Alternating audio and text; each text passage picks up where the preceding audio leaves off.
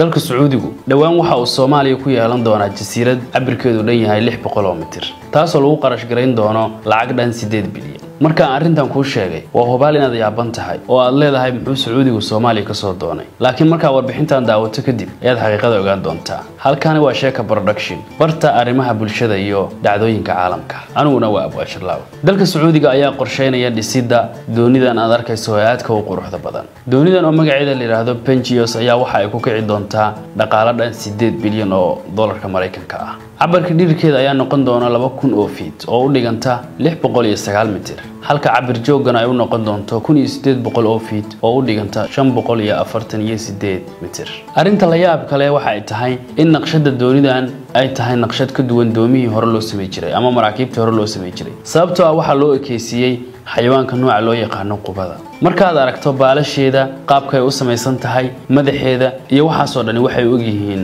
qubada doonidan oo ah dooni aad loo qalabeeyay loona ekeysiyay xayawaankan nooca loo yaqaan qubada ayaa waxa ay qaadi doontaa 60,000 oo qofood doonidan waxay ka kooban tahay hoteelo maqaaxiyo laga qaxweeyo meelo laga dukaamaysto garoomo diyaaradeed dekado meelo kubadda lagu ciyaaro iyo sidoo kale barkadihii dabaasha yacni waa magaalo dhan oo dhameystiran oo waxba ka maqnay doonidan waxa ku rakiban 9 motor oo nooca loo yaqaan HTS-ka motor kasta oo doonidan ku xirani waxa uu shubi doonaa dab dhan 16800 oo HP oo u dhiganta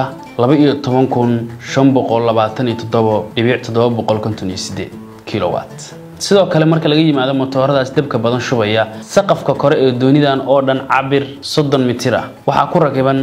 soolarada ilayska qoraxda ka keena kuwaas oo iyaguna ka saacidaya in doonidan ay hesho dab ku filan yacni macnaheedu waxa ay tahay haddii 9 motorba ay istaagaan doonidan way isi socon doontaa xawaaraha doonidani ma ahan mid saa'id ah oo waxa ay socon doontaa saacadiiba 5 kaynood halkii kaynood waxa uu dhigmaa 1.5 mayl ama sidoo kale haddii aan ku yiraahdo waxa uu dhigmaa 1.85 kilomitir taasoo macnaheedu ay tahay in saacadii ay socon doonto 7.5 mayl ama 9.25 kilomitir xawaar ahaan markii loo fiiriyo saa'id ma aha laakiin ogow waa magaalo dhan oo guuraysa hadda waxa la soo saaray naqshada markabkan ama doonidan taasoo qaab animation ah loo soo baahiyay Sacuudiga ayaa maal gelin doona waxaana naqshadeeyay shirkad laga leeyahay dalka Talyaaniga hadda kaliya naqshadiisii ayaa adduunka loo soo fasaxay laakiin dhawaan waxa la filayaa inuu ka soo muuqdo badaha caalamka markabkan ayaa heli doona shati ama ogolaasho oo ku booqan doono wadan kasta xataa waxa kamid ah Soomaaliya dhawaan waxa laga yaabaa in aragto asagoo taagan